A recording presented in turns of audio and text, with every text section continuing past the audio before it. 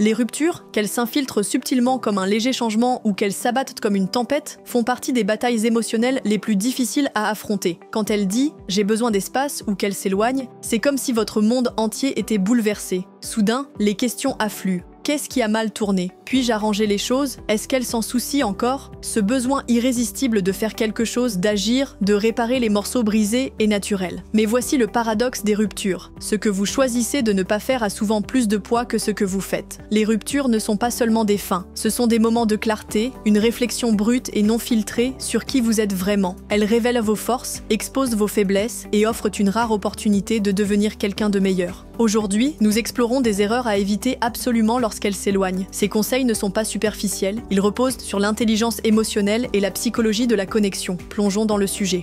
Ne soyez pas réactif. Lorsqu'elle s'éloigne, c'est comme une alarme qui résonne dans votre esprit, déclenchant une tornade d'émotions. Colère, tristesse, panique, désespoir. Votre premier réflexe pourrait être de vous emporter, d'envoyer une avalanche de messages ou de vous présenter à sa porte sans invitation. Mais voici le problème. Réagir émotionnellement ne fait qu'élargir le fossé entre vous. Imaginez un capitaine dirigeant un navire en pleine tempête. S'il panique et tourne la barre de manière erratique, le navire chavire. Mais s'il garde son calme, évalue la situation et prend des décisions calculées, il peut guider le navire en sécurité. C'est exactement ce que vous devez faire ici. Le contrôle émotionnel ne signifie pas réprimer vos sentiments, mais vous permettre de les traiter en privé avant d'agir. En restant calme, vous envoyez deux messages puissants, vous respectez son espace, vous respectez votre propre valeur. Cette énergie calme et constante est magnétique, elle montre que, bien que vous souffriez, vous ne laissez pas vos émotions dicter vos actions.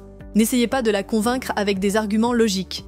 Voici une vérité difficile à entendre. Vous ne pouvez pas argumenter pour regagner une place dans le cœur de quelqu'un. Les relations sont émotionnelles, pas logiques.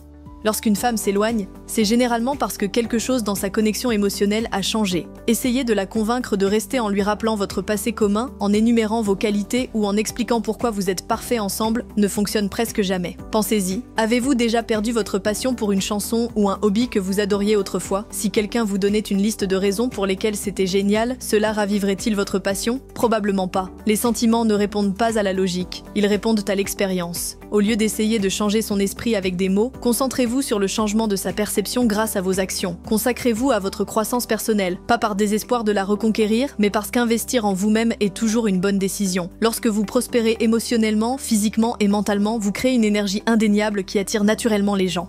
Arrêtez de demander à parler. Est-ce qu'on peut parler? Semble inoffensif, peut-être même responsable. Mais pendant une rupture, cela peut paraître comme un signe d'attachement excessif ou même manipulateur. C'est souvent une tentative de forcer une clôture ou une validation alors qu'elle n'est peut-être pas prête ou disposée à la donner. Imaginez écouter votre chanson préférée en boucle. Peu importe à quel point elle est bonne, une répétition constante vous donnera envie de passer à autre chose. Quand vous continuez à demander à parler, vous rejouez sans cesse la même conversation, les mêmes émotions, la même tension. Avec le temps, cela devient épuisant pour elle. Au lieu de forcer des conversations, prenez du recul et laissez le silence faire le travail. Le silence n'est pas un abandon, c'est créer de l'espace pour qu'elle réfléchisse, pour qu'elle ressente votre absence, pour que vous retrouviez votre équilibre émotionnel. Dans ce calme, la curiosité et l'attraction peuvent à nouveau respirer.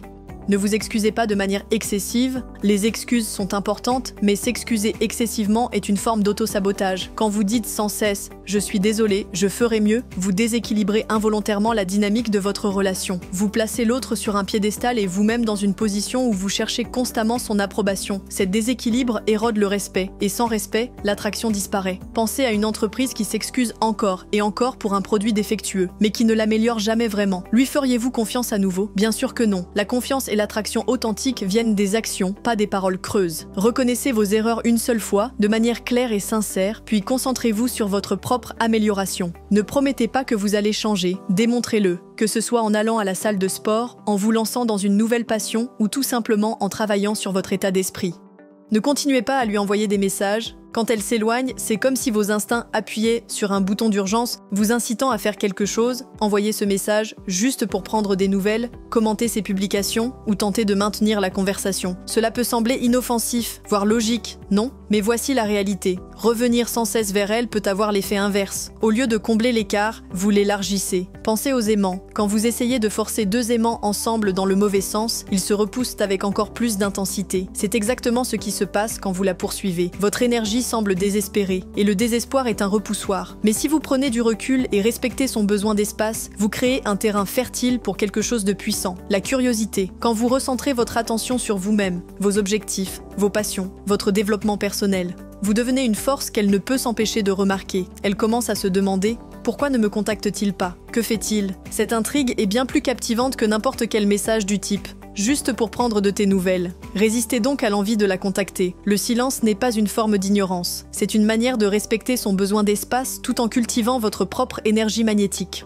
Le meilleur message que vous puissiez envoyer, c'est celui de vos actions. Vivre votre meilleure vie et devenir la personne qu'elle ne peut pas s'empêcher de remarquer. Les ruptures sont déchirantes. Elles mettent à l'épreuve votre résilience, votre patience et votre capacité à grandir. Mais elles sont aussi un tournant, une opportunité pour vous redéfinir et devenir une version plus forte et plus confiante de vous-même. En évitant ces 5 erreurs, vous ne faites pas que préserver votre dignité. Vous préparez le terrain pour la croissance, la clarté et le succès futur. Qu'elles reviennent ou non, votre priorité devrait toujours être vous-même. Devenir quelqu'un qui vit avec but, passion et confiance, ce n'est pas la fin de votre histoire. C'est le début de votre renaissance. Avec des stratégies concrètes et une mentalité de force et de clarté, vous pouvez transformer cette période en un moment de triomphe. Vous avez tout ce qu'il faut, mon ami. Faisons de cette épreuve une opportunité de transformation.